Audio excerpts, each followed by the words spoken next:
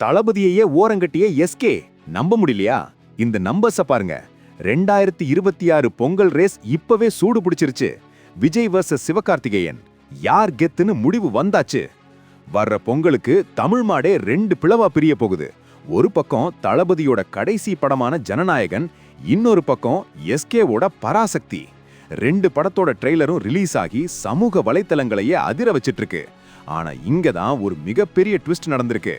விஜயோட ஜனநாயகன் அரசியல் வசனங்களோட மாசா வந்தாலும் வியூஸ்ல எஸ்கேவோட பராசக்தி இப்போ இமாலய சாதனை படைச்சிருக்கு.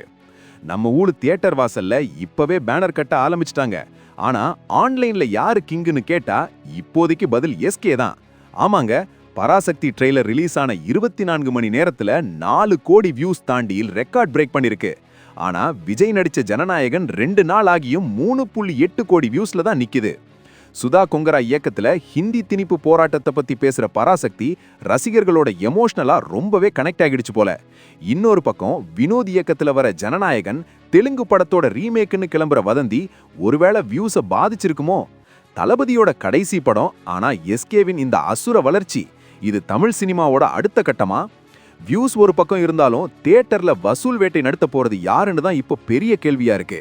தளபதி அரசியலுக்கு போறதுக்கு முன்னாடி இந்த பொங்கல் வின்னர் யாருன்னு சீக்கிரம் தெரிஞ்சிடும். நீங்க இந்த பொங்கலுக்கு ஜனநாயகன் பார்க்க போறீங்களா இல்ல பராசக்திக்கா? கமெண்ட்ல சொல்லுங்க. லைக் பண்ணிட்டு உங்க ஃபேவரட் யாருன்னு ஷேர் பண்ணுங்க. Subscribe to Tamil trends central.